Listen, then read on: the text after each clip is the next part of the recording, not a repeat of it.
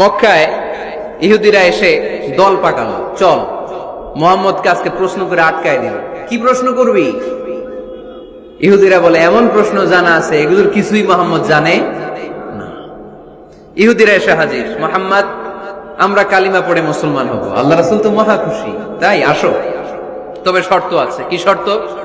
3টা প্রশ্নের উত্তর দিতে পারলে লাইন ধরে আমরা সব কালিমা পড়ে ফেলব। কোন 3টা প্রশ্ন বলো? তারা প্রশ্ন শুরু করলো। প্রশ্ন নাম্বার 1, মা হুয়া রূহ। মুহাম্মদ বলো তো রুহু কারে বলে? রুহু কি? রুহু কাকে বলে?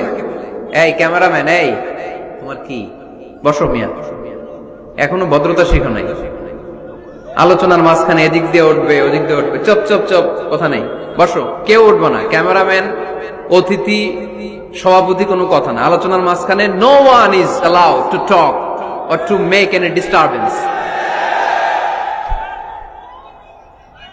প্রশ্ন নাম্বার 1, মা হুয়া রূহ। মুহাম্মদ বলো রুহু কারে বলে? এই যে রুহু, এটা দেহের মধ্যে ঢুকলে মানুষ নড়ে চড়ে, অ্যানিমেশন, জীবন্ত প্রাণবন্ত, আছে না নাই? এটা যখন চলে যায় আর লড়ে আর নড়ে চড়ে। 2 কান্দে ছিল যে তোমারে 2 জনা পাহারা, তোমারে একলা থইয়া পালাইছে তাহারা। তোমার 8 কুঠুরি 9 দরজা বন্ধ এবার হলো রে, হলো মুখে আল্লাহ রসুল সবে বলো। দুয়ারে আইসাছে পালকি, নাই হরি গাও তোলো রে তোলো, মুখে আল্লাহ রসুল সবে বলো। ও মুখে আল্লাহ রসুল সবে বলো। ঠিক কিনা?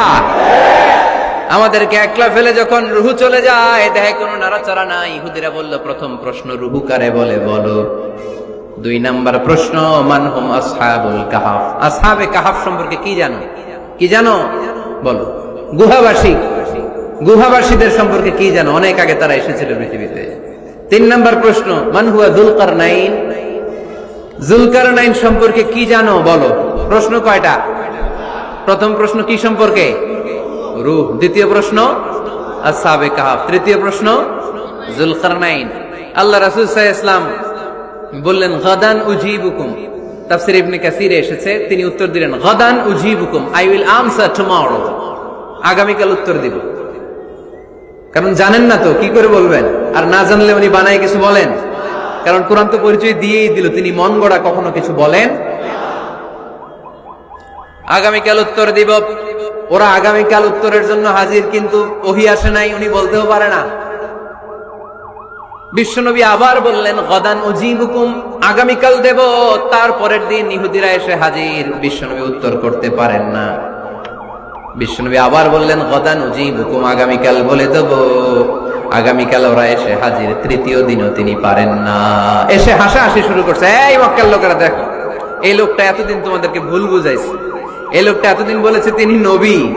তিনি যদি নবী হতো তিনি তো প্রশ্নের উত্তর করতে পারতো, পারে না কেন? পারে না কেন? এটাই প্রমাণ করে তিনি নবী নয়। তিনি যদি পারতো উত্তর দিয়ে দিত। আপনারা এদিকে তাকান কেন? ডানে কি অ্যাম্বুলেন্স যাচ্ছে, তো আপনাদের কি হয়েছে?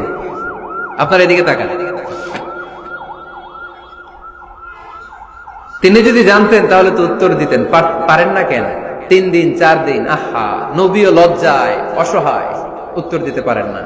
টানা 15 দিন, টানা কয়দিন ওহী আসে নাই, নবী উত্তরও দিতে পারে না। আল্লাহ রাসূল সাল্লাল্লাহু আলাইহি ওয়াসাল্লামের জন্য এত বিব্রতকর পরিস্থিতি আর কখনো ছিল না। তিনি বারবার বলতেছেন কালকে বলবো, কিন্তু উত্তর আসে না। এর কারণ নবী ইনশাআল্লাহ বলে নাই। কি বলে নাই? নবীর মাধ্যমে, আমার পেয়ারা নবীর মাধ্যমে আমাদেরকে শিখানোর জন্য আল্লাহ 15 দিন ওহী নাজিল বন্ধ করলেন। চিল্লায় বলেন কয়দিন? এরপর আল্লাহ কোরআনের আয়াত নাজিল করলেন, ওয়ালা তাকুলান্না লিশাইইন ইন্নী ফাইলুন যালিকা গাদা ইল্লা আইয়াশা আল্লাহ। নবী গো, ভবিষ্যতের কোন কাজের ব্যাপারে যদি কাউকে ওয়াদা দেন, ওয়াদা দেওয়ার আগে অবশ্যই ইনশাআল্লাহ বলে দিয়েন। নবীর মাধ্যমে আমরা শিখে গেলাম না? এবার আল্লাহ 3টা প্রশ্নের উত্তর জানাই দিলেন। ইয়াসআলুনাকা আনির রূহ কুলির রূহু মিন আমরি রাব্বি ওয়া মা উতীতুম মিনাল ইলমি ইল্লা কালিলা। দ্বিতীয় উত্তর জানিয়ে দিলেন, আম হাসিবতা আন্না আসহাবাল কাহফি ওয়ার রাকিব কানু মিন আয়াতিনা আজাবা। 3 নাম্বার প্রশ্নের উত্তর আল্লাহ সূরা কাহফে জানিয়ে দিলেন, ইয়াসআলুনাকা আন যিল কারনাইন কুল সাআতলু আলাইকুম মিনহু যিকরা। আল্লাহু আকবার। এবার নবী দাঁড়িয়ে গেলেন, বললেন কার কার উত্তর লাগবে আসো। রূহু হলো আল্লাহর আদেশ, আল্লাহর আদেশে ঢুকে আর আল্লাহর আদেশে বের হয়। আসহাবে কাফের 7 জন ছেলে ছিল, গুহার মধ্যে আল্লাহর ভয় ঢুকেছে। 309 বছর পরে আল্লাহ তাদেরকে আবার ঘুম থেকে জাগিয়েছে। জুলকারনাইন এমন একজন বাদশা, গোটা বিশ্বকে শাসন করেছে, তার শাসন ক্ষমতার কোনো কমতি ছিল না। সুবহানাল্লাহ, সুবহানাল্লাহ। তাহলে আমার নবী মন গড়া কথা বলে, তাই না? মন গড়া বলে? He was guided by wahi, he was guided by revelation. উনার কাছে ওহী না আসলে, ওহী না নামলে তিনি কখনো কোনো কথা বলে। তাহলে আমার নবীর 4 নাম্বার পরিচয়, তিনি মন গড়া বলে না, জেনে শুনে ওহী প্রাপ্ত হয়ে বলে। সুবহানাল্লাহ পড়েন। এরপর কোরআন আমাদেরকে জানালো নবীর 5 নাম্বার পরিচয়, আমার নবী হচ্ছেন দিলদরিয়া, রহমতের নবী, দয়ার নবী, মায়ার নবী, ভালোবাসার নবী। আমার নবীর ভালোবাসার কমতি নাই। তিনি হলেন রাহমাতাল লিল আলামিন। তিনি কি? প্রথমে তিনি ছিলেন রাসূলুল্লাহ, তারপর তিনি শেষ নবী, তারপর তিনি মানুষ ছিলেন, তারপর তিনি আন্দাজে মন গড়া কিছু বলেন না। 5 নম্বরে কোরআন বলল তিনি রাহমাতাল লিল আলামিন। তিনি কি? আরো জোরে বলেন, সবাই বলেন। মুখস্থ হয়েছে? পরিচয় দিতে পারবেন না নবীর? তিনি কি? রাহমাতাল লিল আলামিন। ইন্ডিয়ান নায়িকাদের নাম তো খুব মুখস্থ।